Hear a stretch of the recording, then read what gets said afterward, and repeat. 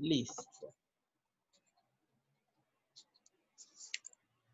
El día de hoy vamos a hablar acerca de la anatomía radiológica normal, ¿ya?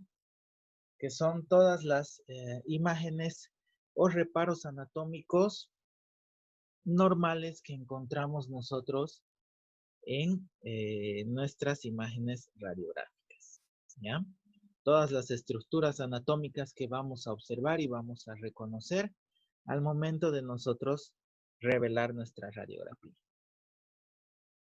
Entonces, para hablar de este tema, tenemos que tener un conocimiento anatómico, un conocimiento amplio, aquí está mal escrito, tenemos que tener un conocimiento amplio acerca de la anatomía para la interpretación de estas películas radiográficas.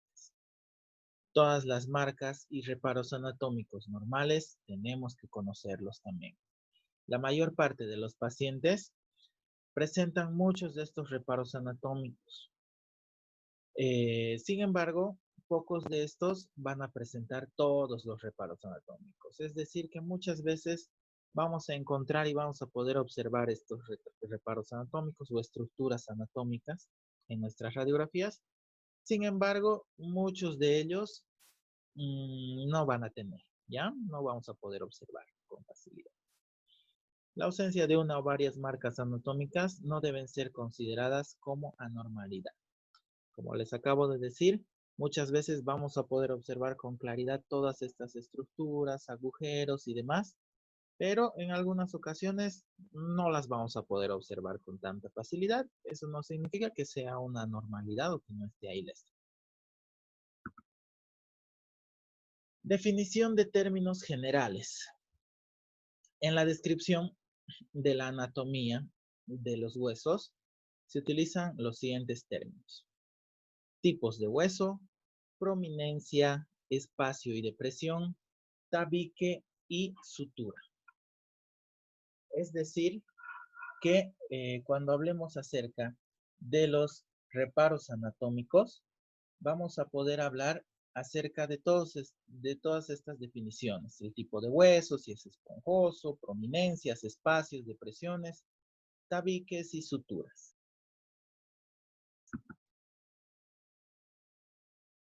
Tipos de hueso.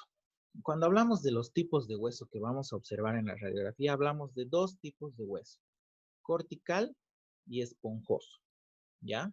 Cuando hablamos acerca del hueso cortical, podemos decir que es el hueso compacto, ¿ya? Es la capa externa y densa.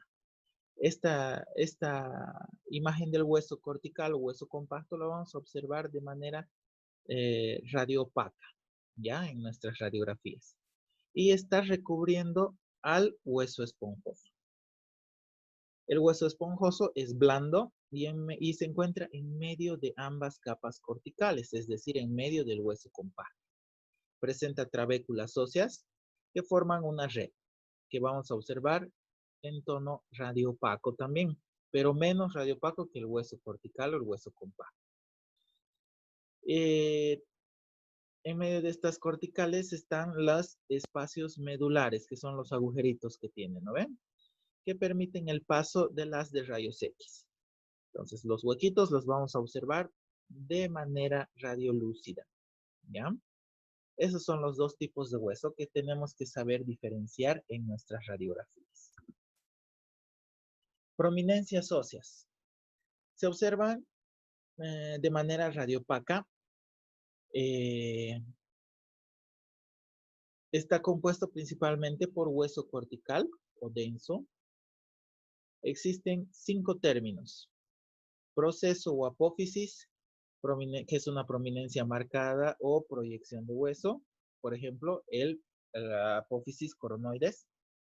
El reborde, que es una prominencia lineal. Por ejemplo, el reborde miloioideo. La espina, que es una proyección de hueso agudo en forma de espina, como dice su nombre. Por ejemplo, la espina nasal anterior. Tubérculo, que es un pequeño tope o nódulo de hueso, como por ejemplo los tubérculos genianos. Y la tuberosidad, que es una prominencia redonda del hueso. Entonces, cuando hablamos de estas prominencias, hablamos de esos 5 términos que acabamos de hablar. ¿Ya?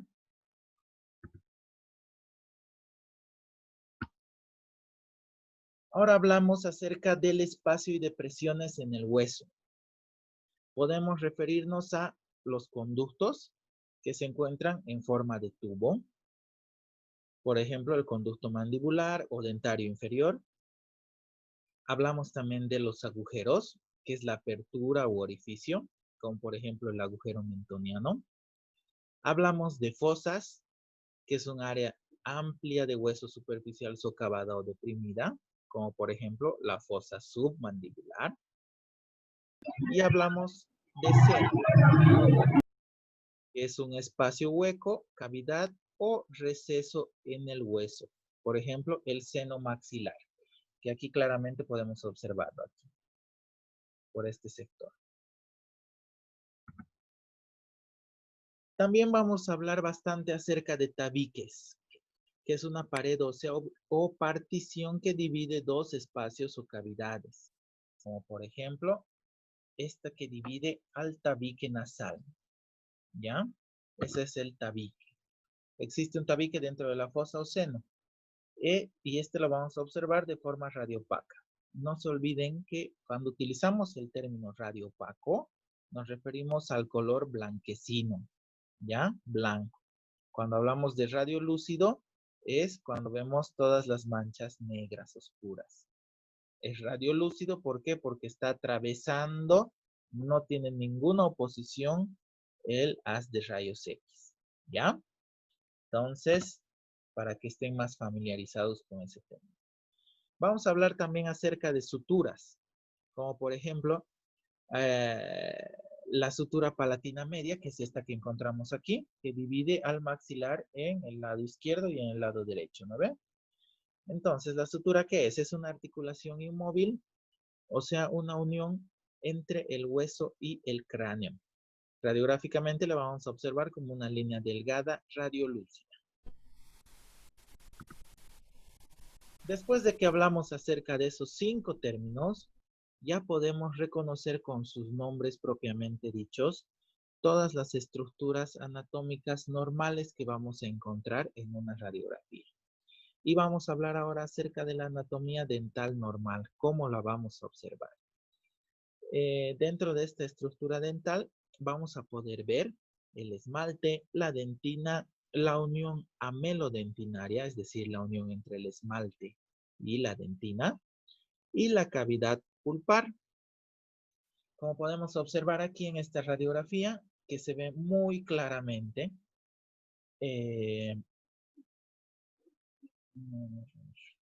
como podemos observar en esta radiografía, podemos ver el esmalte que está recubriendo aquí a la pieza dentaria.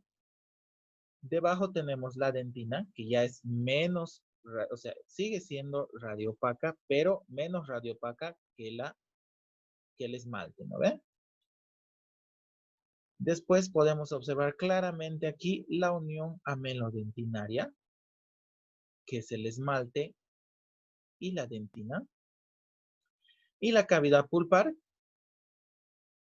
que la vemos con un tono radiolúcido. ¿Por qué? Porque la cavidad pulpar prácticamente no ofrece ninguna oposición al paso de los rayos X. ¿Por qué? Porque está compuesta por vasos, nervios, ¿no? Entonces, es el paquete vasculo nervioso de nuestro diente, lo cual no ofrece oposición a nuestro haz de rayos X, es menos denso. Por eso es que lo vemos en el tono radiolúcido, como si nuestro diente estuviera vacío, hueco. Aquí en esta imagen también podemos observar más claramente, digamos, la dentina, la cámara pulpar, el borde del alveolo, el espacio del ligamento periodontal, que vamos a hablar también acerca de eso más adelante. La lámina dura, que generalmente la vamos a ver realmente como una lámina dura con un tono más radio opaco. El conducto radicular, la cresta alveolar, el límite cervical del esmalte, que en este caso sería esta puntita de aquí. y todas esas estructuras normales que se observan en una radiografía.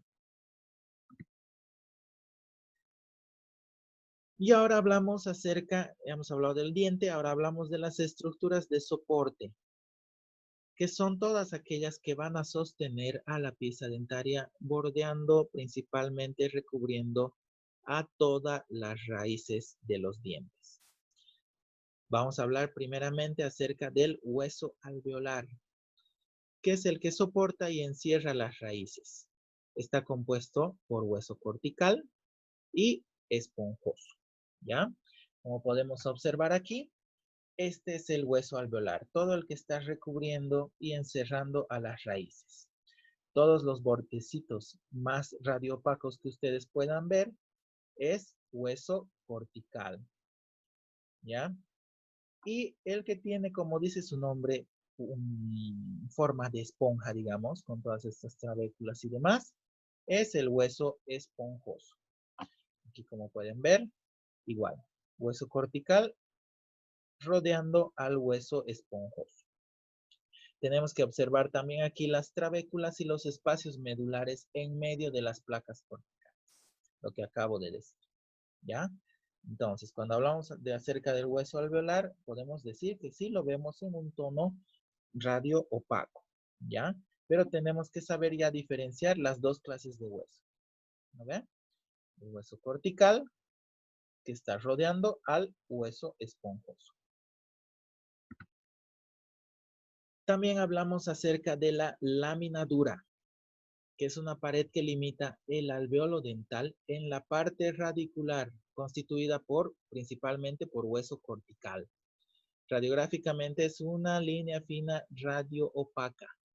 El espesor y la densidad radiográfica están en función a la tensión oclusal. ¿A qué nos referimos? Entonces, cuando hablamos de la lámina dura, es todo este hueso cortical que podemos observar aquí rodeando a las raíces. Es hueso cortical, ¿por qué? Porque lo vemos en un tono más blanquecino, ¿no ve? Es decir, un tono radio opaco. Toda esta es la lámina dura, ¿ya? El espesor y la densidad va a estar dada principalmente por la función. Es decir, como nosotros aquí en estos molares, por ejemplo, obviamente nuestros molares tienen mayor función en oclusión, en masticación y demás. Reciben mayores cargas oclusales. Entonces necesitamos precisamente para que resistan las cargas oclusales, necesitamos una lámina de un espesor mayor, una lámina dura más resistente, ¿no ven? Entonces, en las piezas posteriores, por consecuencia, vamos a poder observar una lámina dura más resistente, más gruesa, ¿ya?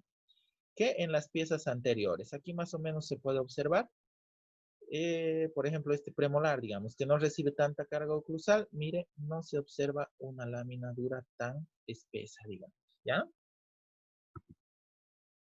Hablamos también acerca de la cresta alveolar, que es el borde coronario del hueso alveolar. Está constituido de hueso cortical y tiene continuidad con la lámina dura. Es una imagen radio opaca igual que la anterior. El nivel normal es de 1.5 a 2 milímetros de la unión cemento-esmalte. Es decir, que nosotros vamos a encontrar nuestra cresta alveolar aquí, en ese sector, unión, en la unión que existe entre el esmalte y el cemento dental. En las piezas posteriores, la cresta alveolar la vamos a observar de manera paralela a las coronas, digamos, a la unión entre, a nivel cervical, digamos, ¿no ven? Encontramos ahí la cresta alveolar, que principalmente está constituida, precisamente como les he dicho, igual, por hueso cortical, ¿ya? La cresta alveolar empieza en el sector posterior, como les digo, va a estar de manera horizontal. Y en las piezas anteriores, en el sector anterior, simplemente va a estar representada por un punto, ¿ya? Como en este caso, es simplemente un puntito la cresta alveolar, ¿ya? Obviamente esto en condiciones normales. No nos olvidemos que con el pasar de los años o en enfermedades periodontales se nos va retrayendo la encía y por consecuencia se reabsorbe el hueso también. Entonces esta cresta alveolar va disminuyendo de tamaño y se va retrayendo. Hablamos también acerca del espacio del ligamento periodontal, que es el espacio que se presenta entre la raíz y la lámina dura, compuesto por fibras de tejido conectivo, vasos sanguíneos y linfáticos, por lo cual es una línea radiolúcida delgada. Esta va a iniciar y terminar en la cresta alveolar. ¿Cuál es la cresta alveolar? Les vuelvo a repetir lo que hemos hablado. Es esta de aquí, compuesta por hueso cortical, por lo tanto es una imagen radiopaca. Tenemos la lámina dura, que va a ir bordeando la pieza dentaria. Y si se fijan bien, entre la lámina dura y el diente hay un espacio radiopaco. ¿Me ve? Hay un espacio radiopaco, es decir, un espacio oscuro, negro. Este es el espacio para el ligamento periodontal. Es una fina línea que empieza en la cresta alveolar, de este lado, cruza por toda la raíz y termina en la cresta alveolar del otro lado. ¿Ya? Esto es importante determinar. ¿Por qué? Porque muchas veces en el consultorio nuestro paciente nos va a decir que le duele el diente y muchas veces hay ausencia de caries en la radiografía. Y la radiografía nos va a ayudar a determinar si hay aumento o no de volumen a nivel del espacio del ligamento periodontal. ¿Ya? Generalmente cuando hay procesos, cuando hay oclusiones traumáticas y demás, o cuando nosotros sobreobturamos, realizamos restauraciones un poco más altas, elevadas, al paciente le empieza a molestar el diente y le empieza a doler. ¿Qué es lo que pasa? Este ligamento periodontal es como nuestro amortiguador, es el colchoncito donde está apoyado el diente, ¿no ven?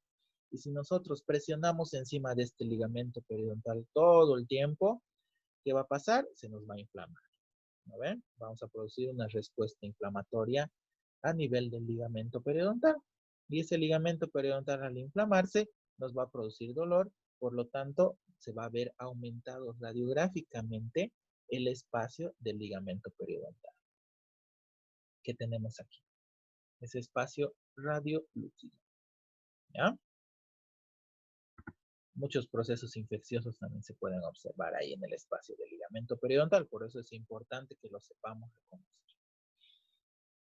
También vamos a tener variaciones radioanatómicas provocadas principalmente por la edad, ¿ya? En personas de edad avanzada. Entonces, vamos a ver, por ejemplo, aquí en las radiografías, las cúspides y los bordes incisales desgastados debido a la atrición. ¿Qué es la atrición? Ustedes ya deben saber. La atrición es el desgaste fisiológico, ¿no? El desgaste natural que sufren nuestras piezas dentarias con el pasar de los años, ¿ya?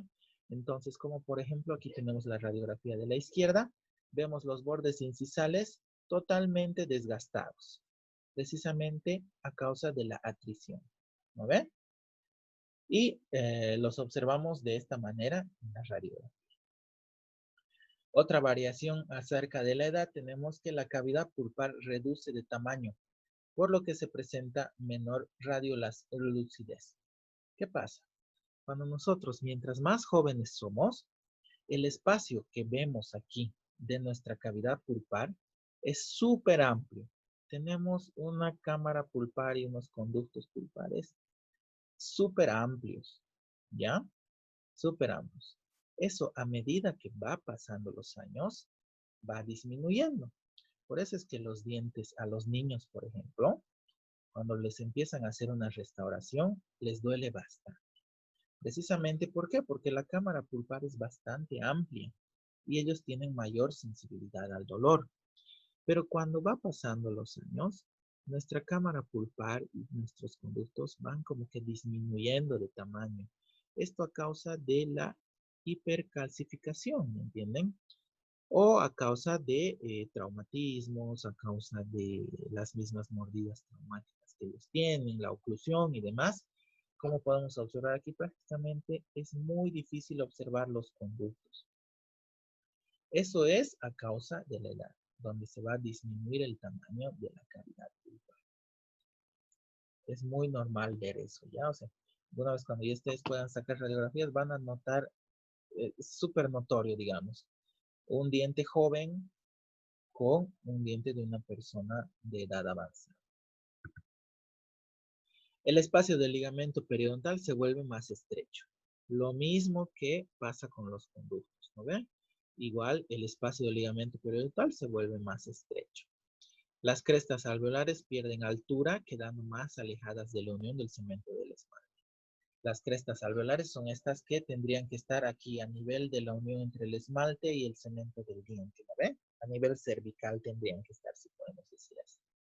Pero con el paso del tiempo, la encía se retrae, el hueso se va reabsorbiendo y en muchos casos terminamos con esta imagen de aquí arriba a la izquierda, con los dientes totalmente al aire prácticamente. Los tejidos duros presentan mayor radiopacidad debido al aumento de densidad cálcica. Entonces, aparte de que nuestros huesos se reabsorben y se van retrayendo nuestras crestas alveolares, como podemos ver en esta imagen, no nos olvidemos que nuestro paciente también aumenta el calcio, digamos, ¿no ven? Es por eso que disminuye el tamaño de nuestra cavidad pulpar y nuestros huesos en general, aquí no se puede observar mucho, pero en las personas de edad avanzada, aumentan, digamos, su radiopacidad, es decir, que se ven más blancos de lo normal. Y a veces es más difícil distinguir, digamos, la cortical ósea del hueso esponjoso, ¿no ven? Porque realmente aumenta la calcificación en ciertos sectores del hueso. Ahora vamos a hablar acerca de todas las marcas o reparos anatómicos que vamos a encontrar en la maxila, es decir, en el maxilar superior, ¿ya? Esta es la parte importante del tema y tienen que aprender bien.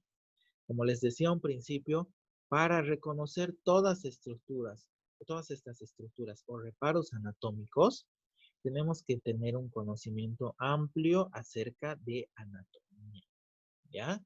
Especialmente la anatomía general en el cráneo, tanto en el maxilar superior como en la mandíbula. Y ahora vamos a hablar acerca de los reparos anatómicos, apréndanse bien esa palabra, reparos anatómicos de la maxila. ¿Por qué? Porque este término lo van a utilizar ustedes a lo largo de toda su vida odontológica. Cuando realicen la interpretación de cualquier radiografía delante de cualquier doctor, ustedes tienen que saber y conocer muy bien los reparos anatómicos que estamos observando en la película radiográfica. ¿Para qué? Para que no se confundan con cualquier situación patológica que se nos pueda presentar en la imagen radiográfica. ¿Ya? Entonces tienen que conocer muy bien. Del primer reparo anatómico que vamos a hablar en el maxilar es de la sutura intermaxilar o sutura palatina media, que la vamos a observar como una línea radiolúcida, ¿ya? Una pequeña línea radiolúcida. ¿Cuál es la sutura intermaxilar? Es la sutura que va a dividir el paladar en dos lados, izquierdo y derecho, y se encuentra en el medio, en la mitad de nuestro maxilar. Aquí podemos observar en las dos imágenes. En la de arriba, que está pasando por medio de los dos incisivos centrales. Se observa como una leve línea radiolúcida. Miren, es como un río, es como un canal, digamos. Igual en la imagen de abajo. Incluso se puede formar en forma de V, ¿ya? Esta línea siempre va a estar en medio de los incisivos centrales y va a recorrer a lo largo del paladar hasta llegar al paladar duro, hasta donde termina el paladar duro. Hablamos ahora de la fosa nasal o cavidad nasal. ¿Qué es esta de aquí? La fosa nasal. Aquí está. Izquierdo y derecho. Fosa nasal, que la vamos a observar como una imagen radiolúcida en forma de pera. ¿Por qué es radiolúcida? Porque la fosa nasal obviamente está hueca, ¿no ve? Entonces no ofrece ninguna oposición a los rayos X. Y la observamos de esta manera. Esta es la fosa nasal. Los cornetes nasales inferiores. La vamos a observar como imágenes radiopacas difusas y en forma de caracol. En algunas veces nomás, en algunas ocasiones nomás vamos a poder observar los cornetes porque están como que más arriba, ¿ya? Generalmente ni las fosas nasales a veces logramos ver, pero es importante que conozcan que también es un reparo anatómico que se puede observar. La espina nasal anterior, que siempre la vamos a ver, la vamos a observar con una imagen radiopaca y en forma de B.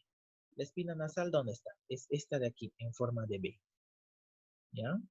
Aquí se ve más claramente, en forma de B. En otras personas se nota realmente como que una espina realmente. Pero aquí se consigue ver la espina nasal anterior. El tabique nasal, que habíamos hablado de los tabiques, ¿no ve? Que son las paredes que dividen los senos y demás en dos, en izquierda y derecha, ¿no ve? Entonces, el tabique nasal es la pared ósea que divide la cavidad nasal. Está junto a la espina nasal y el piso de las fosas que van a formar el rombo nasal de Parma.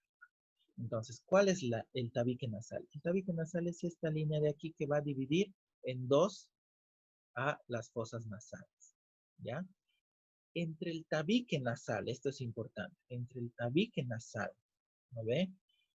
Junto con la espina nasal que está aquí adelante y el piso de las fosas nasales, que son estas de aquí, se forma un rombo. Tic, tic, tic, tic, así, un rombo. Esa estructura se la denomina rombo nasal de Parma. Ahí está. Entre el tabique nasal, la espina nasal que se forma de B y el piso de las fosas nasales se forma el rombo de Parma. Se ve claramente, siempre se ve. También vamos a hablar acerca de los agujeros superiores del conducto incisivo o nasopalatino. Ay, tenemos 10 minutos. Ya me apuro. El agujero incisivo o nasopalatino también y la fosa lateral o incisiva. Aquí tenemos.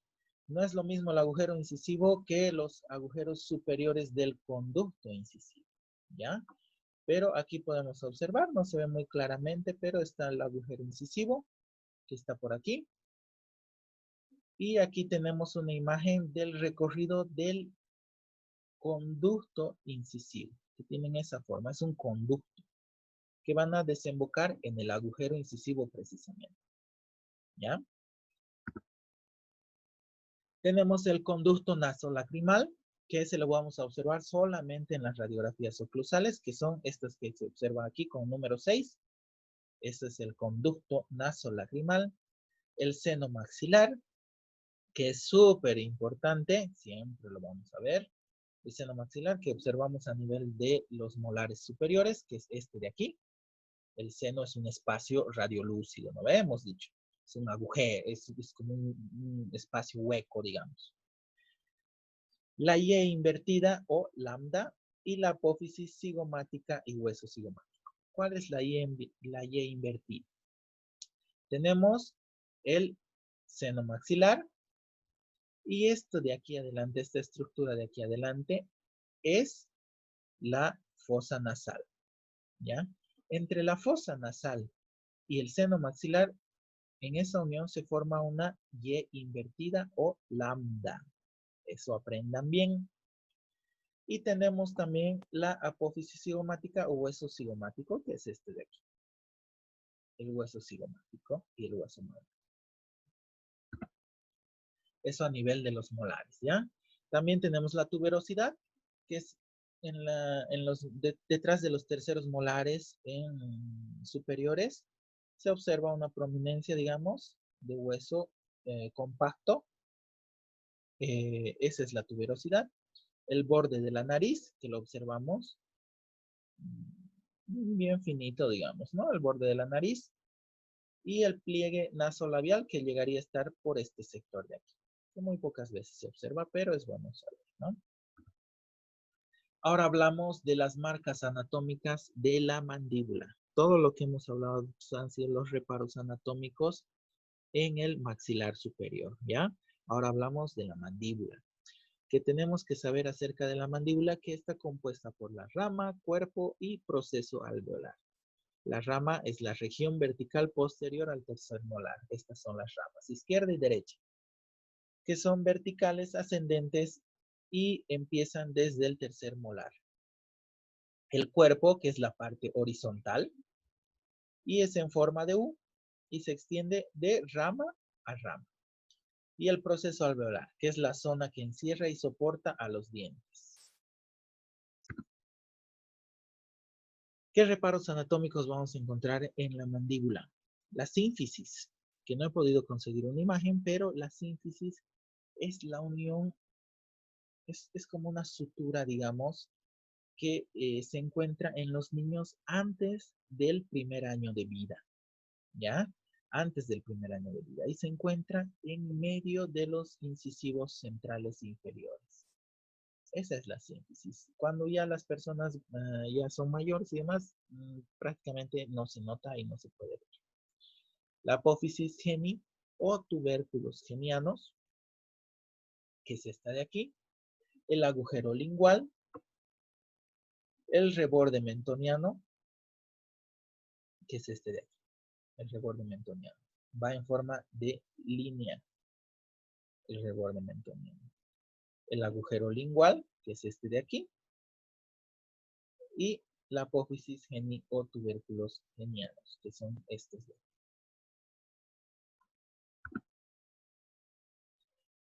Ya les he dicho a un principio, ¿no ve? Estos reparos anatómicos se observan, existen, claro que existen, pero no en todas las radiografías vamos a poder observar.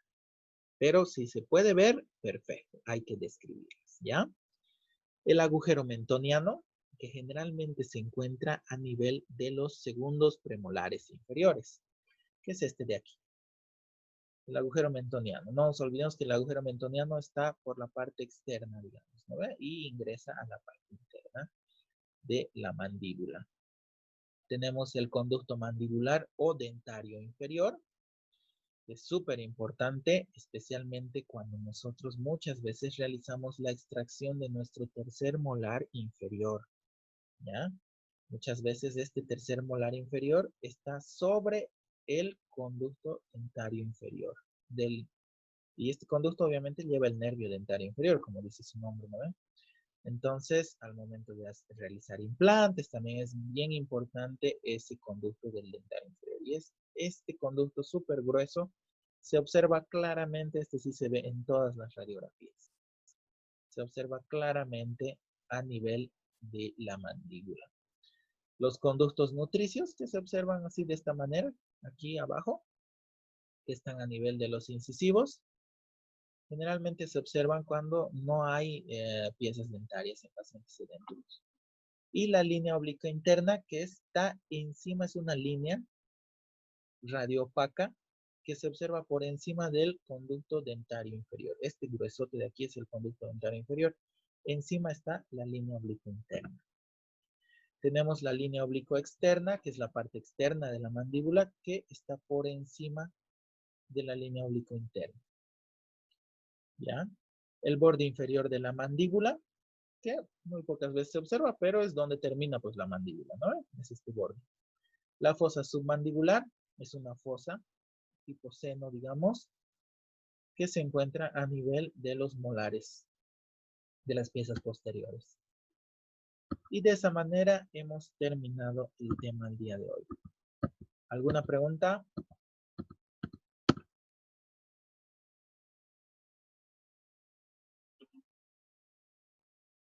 Ya.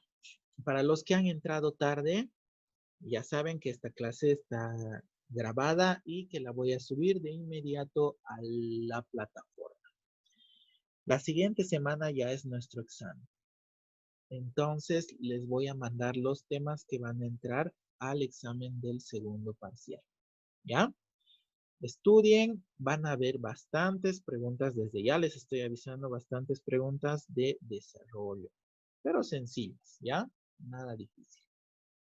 Les voy a mandar los temas, ya saben que las diapositivas y los videos de las clases, si alguna vez quieren volver a escuchar o ver el video de esta clase, están en la plataforma.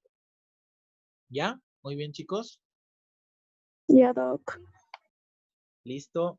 Vayan entonces, seguramente están en exámenes, sigan estudiando, cuídense mucho y nos vemos la siguiente semana en nuestra clase, en nuestro examen, que no es en el horario de la clase, es en la tarde, creo. De todas maneras, les voy a mandar de nuevo el horario, los temas y ya saben que las diapositivas están en la plataforma para que estudien.